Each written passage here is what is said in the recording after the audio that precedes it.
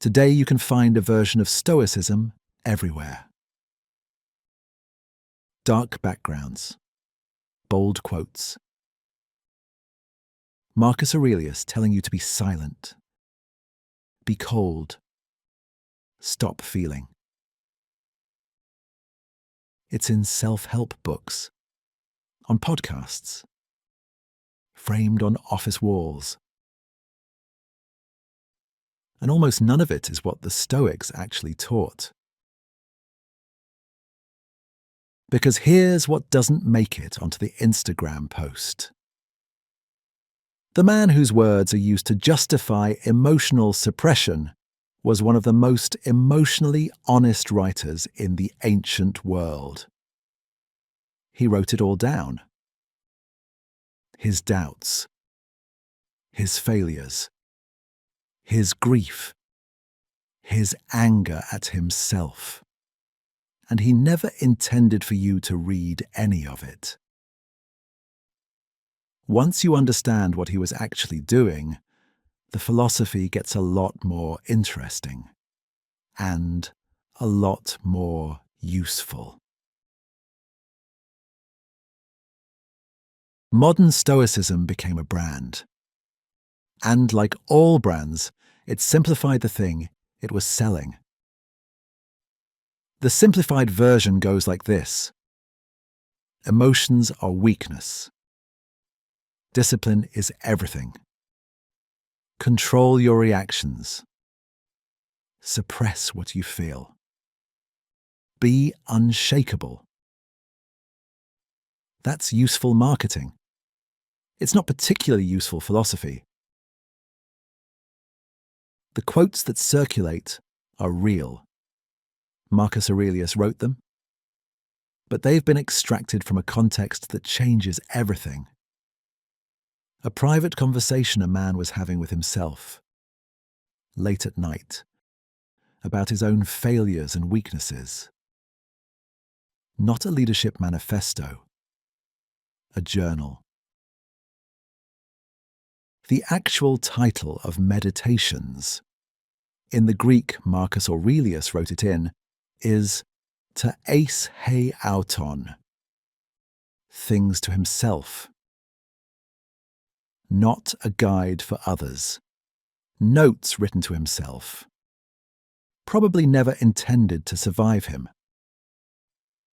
When you read Meditations as a leadership handbook, you're reading someone else's private therapy. The philosophy deserves better than that, and so do you. So what did the Stoics actually teach? The philosophy begins with a single, precise distinction. Some things are up to us, and some things are not. That's Epictetus, a man who spent the first part of his life as a slave, who understood what it meant to have almost nothing in his control. He distilled his philosophy from a position where external control had been stripped away entirely. What's up to us? Our judgments, our impulses, our desires, our responses. What's not? Our bodies, our reputation, what other people do, what happens tomorrow. This is the architecture of Stoicism.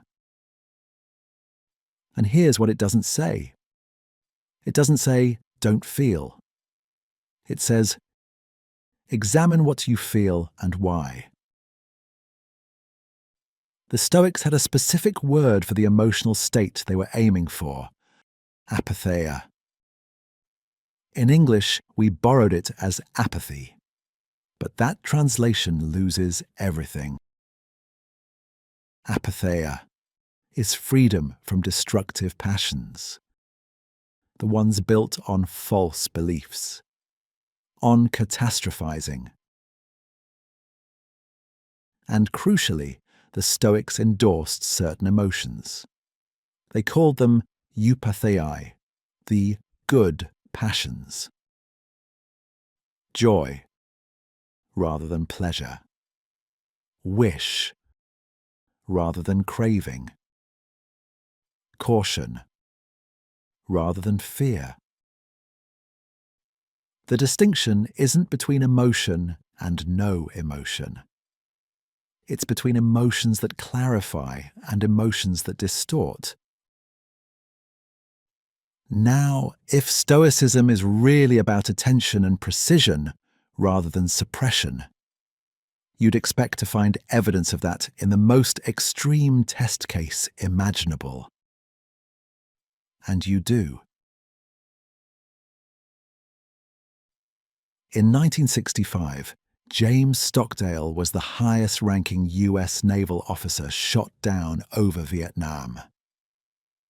He was held as a prisoner of war for 7.5 years. Tortured, kept in isolation. And the thing that carried him through it, the thing he named explicitly, was Epictetus. Not the Instagram version. The original. Some things are up to us. Some things are not. His body, not up to him. His captor's behavior, not up to him. His response, his mind, what he chose to believe about who he was, up to him. He wept. He suffered. He broke down more than once. That's not a contradiction of Stoicism. That's what Stoicism actually looks like in practice. Not the absence of feeling, but the presence of clarity. When Stockdale came home, he was asked what kind of prisoners didn't make it. He said, the optimists. The ones who said, we'll be out by Christmas. Then Christmas came and went. The ones who survived were the ones who could hold two things at once. This is brutal, and I will get through this. Not by suppressing what they felt, but by refusing to build their survival on a lie.